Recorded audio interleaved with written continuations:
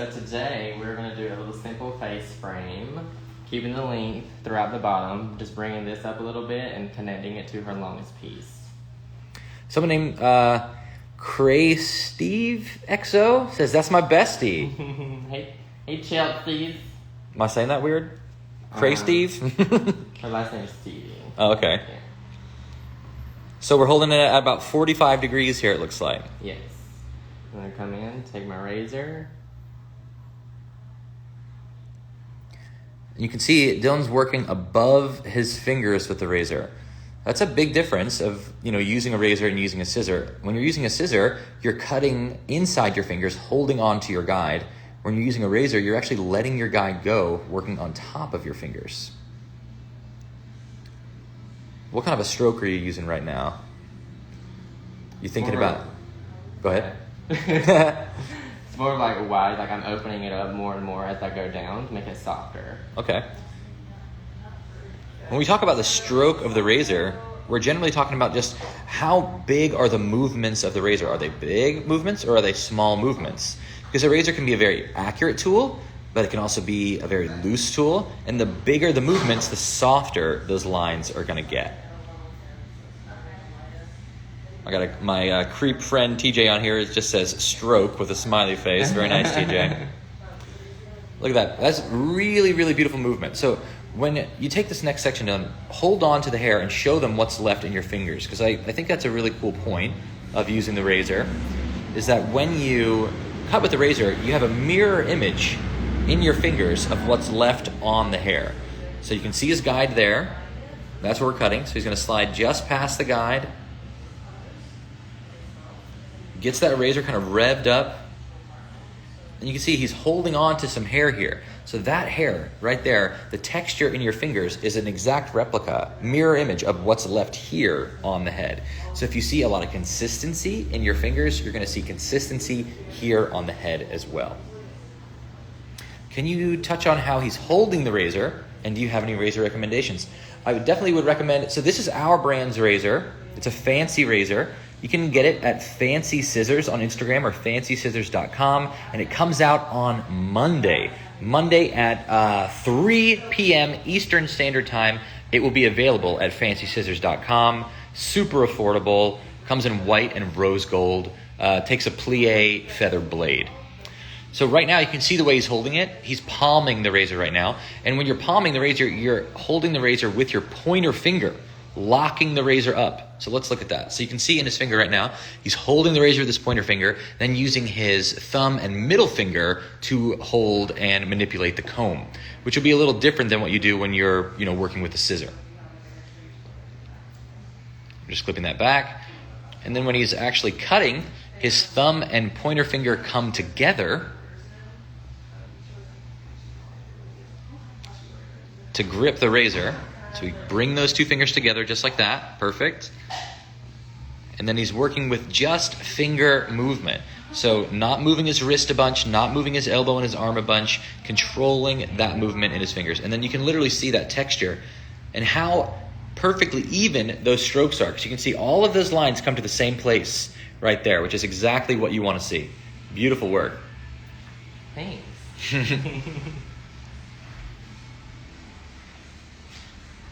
Are we working with a stationary guide or a traveling guide right now, Dylan? Stationary. What does that mean? Tell them what that means, stationary guide. We bring everything to the same point. We bring it all forward. You can see he's keeping consistent elevation, the same elevation each section, 45 degrees, using the same guide each section. So when he has a stationary guide, he's going to stay stationary. He remains stationary. So he's standing in exactly the same place each time, and that's going to help keep that over direction consistent. If he starts to walk around the side, then he might start to make this a little shorter. He'll layer it more on the inside. And what are we trying to achieve with this particular approach to a face frame? Are we trying to get layers on the throughout, layers in the front? What's the vibe we're going for? Layers in the front mainly. We're just going to bring it and bring the front a little bit shorter and connect it to the back. The way she maintains the length, it mainly has movement around the face, but it stays soft throughout the back. Yeah, so this would be a great technique for a client that wants face framing but doesn't like a lot of layers in the back. You can over direct all this forward, and it's going to give you that inverted feel where you have layers through the front but then less layers through the back as you go.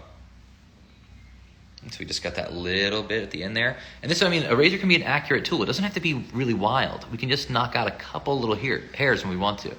Perfect. I want you guys to really pay attention to Dylan's razor movement as well. It's super consistent.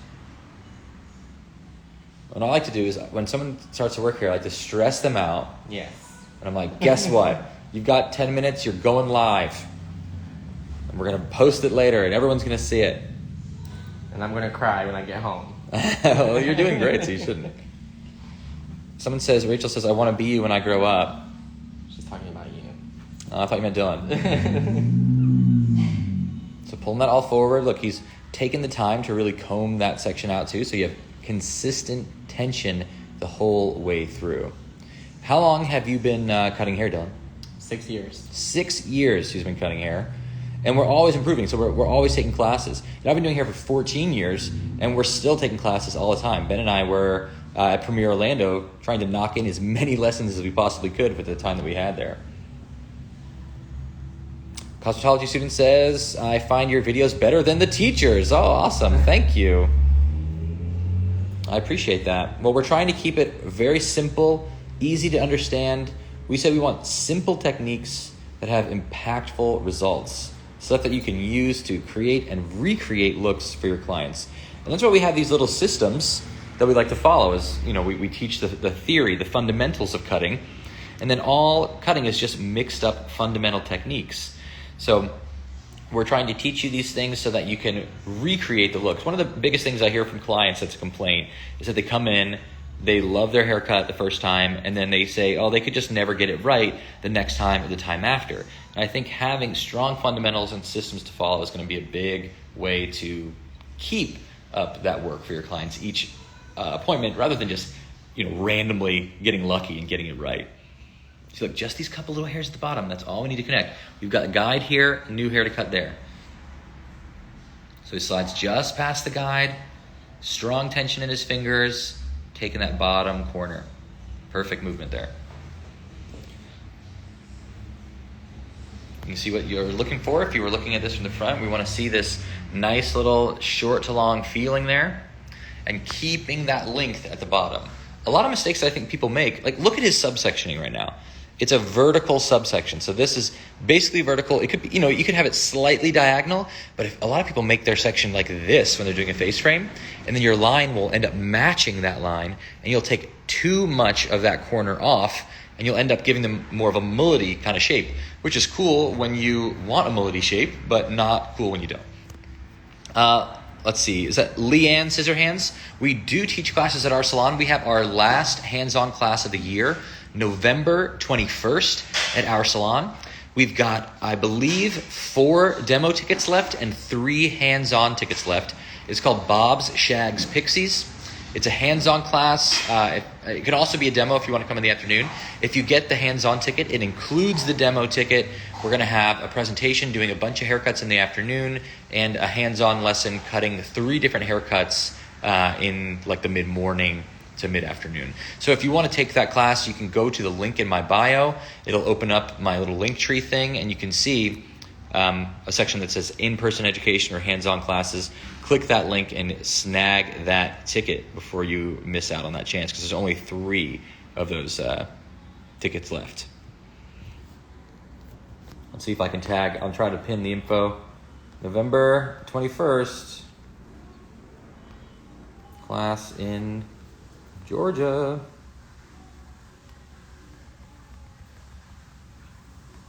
Post.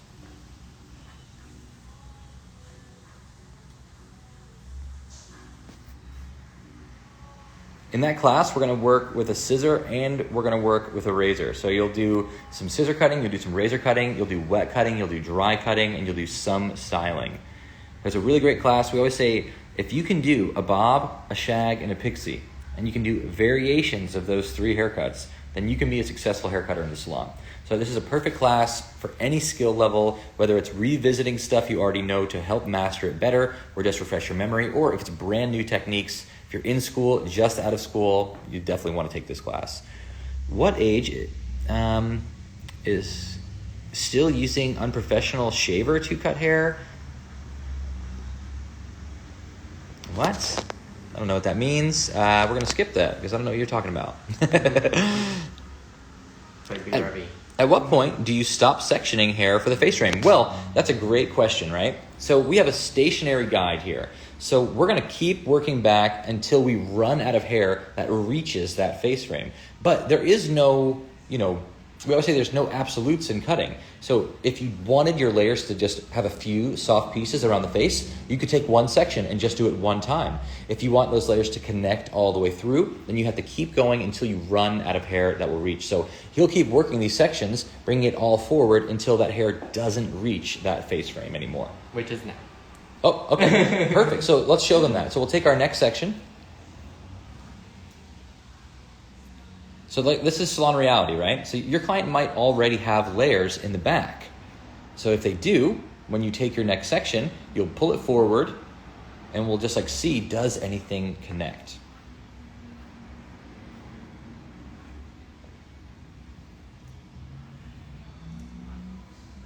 So keeping that low elevation, notice he's pulling down a little bit to 45 degrees. You want to have consistent elevation the whole time. And we come down, we can see that none of that hair from that new section is reaching our guide. Oh, maybe one right there. Yeah, one. If that's connected or not, we don't even know. It could just be a straggler. Yeah, we got one hair there. He revs that razor up first and then connects it. That's perfect. Great. That's pretty much it. The razor's $165. Every single tool that we have is going to be under $200. We keep a flat rate for our tools, $165. And then if you want to buy scissors, in December we have a package deal happening where you can buy a classic scissor and a texturizing scissor, and you'll save 10% if you buy them together. Oh, that last little corner there at the bottom. Yep. Perfect. And then Dylan, maybe if you'll hold the phone, I'll show them how they can texturize with the razor and soften these sections. Will you close your razor for me? Yep. Razor safety is super important. Anytime we pass the razor back and forth, we close that sucker up and then we pass it because you will slice somebody right up. And I've totally gotten sliced before. All right. So we've got our line in. The cool thing about a razor is that you're creating texture and length all at the same time, softness and your line.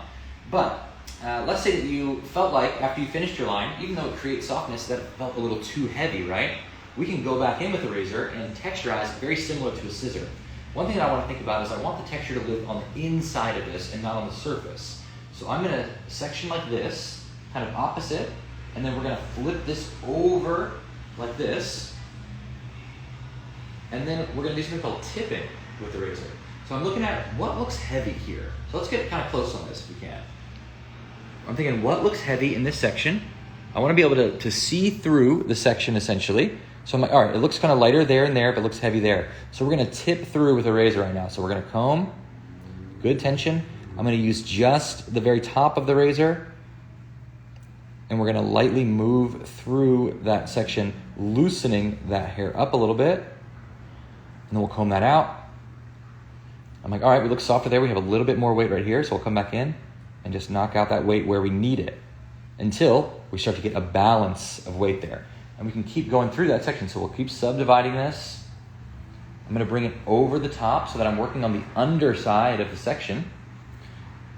And we could tip through in a soft way. Like if we're working like this, it's going to be a very airy, light, and consistent way to remove that weight.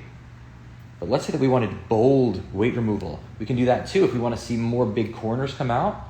To get a bolder, more edgy texture, we can come in a little deeper and I can work deeper through that. Very, very light pressure. That's a huge part of this, is the pressure has to be very light. So now we can see we get bolder sections of weight taken out.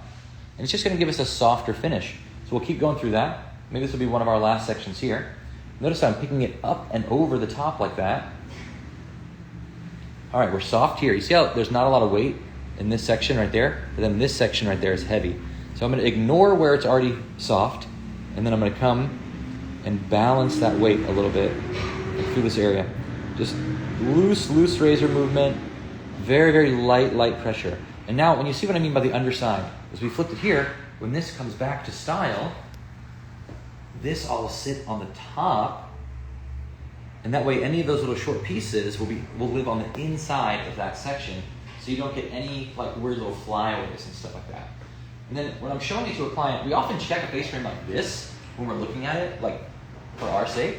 But when I show it to the client, I'm gonna comb it back and bring it forward and just look at what kind of a shape is that gonna give us.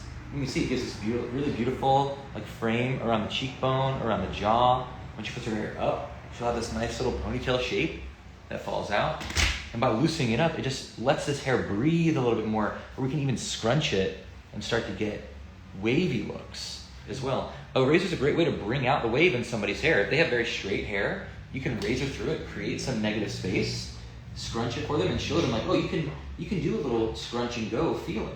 You don't always have to blow dry. You can just add your product, scrunch, and head out the door. You see the difference in like that side to this side, from our razor face frame on this side to our lack of face frame on that side.